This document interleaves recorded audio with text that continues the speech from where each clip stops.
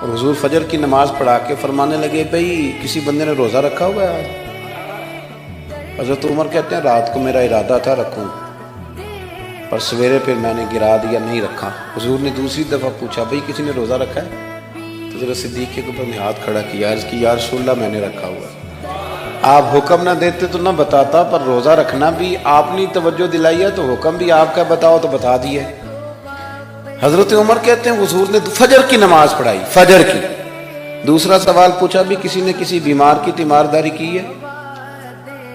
تو حضرت عمر کہتے ہیں میں نے فٹافٹ عرض کی یا رسول اللہ ابھی تو نماز فجر پڑھی ہے، تو اب گھر جائیں گے تو تیمارداری کریں گے۔ تو حضور نے فرمایا عمر تو ذرا ٹھہر جانا، جلدی نہ کر، ٹھہر نہ ذرا، روک تو صحیح۔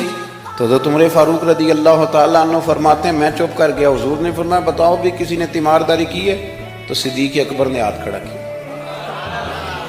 عرض کی یا رسول اللہ عبد الرحمن بن عوف رضی اللہ تعالیٰ عنہ 2-3 دن سے نماز پڑھنے نہیں آ رہے تھے، رات میں نے پتہ کرایا تو پتہ چلا بیمار ہیں، اور حضور مجھے یہ بھی پتہ ہے وہ میرا یار ہے، مجھے پتہ ہے رات کو جلدی سوچا ہے پر تہجد میں ضرور اٹھتا ہے۔ تو حضور میں بھی ذرا فجر کا وقت جلدی اٹھا ہوں تو فجر میں آنے سے پہلے عبد الرحمن ابن عوف کی تیمارداری کر کے آیا ہوں۔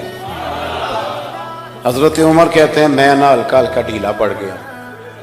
حضور نے تیسرا سوال پوچھا، فرمایا کسی نے کسی مسکین کو کھانا کھلایا؟ کھانا کھلایا کسی مسکین کو؟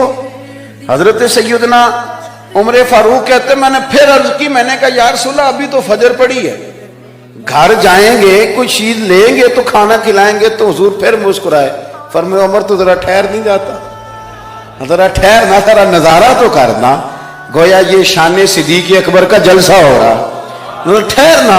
حضور نے پھر پوچھا بھی کسی نے کسی مسکین کو کھانا کھلایا ہے؟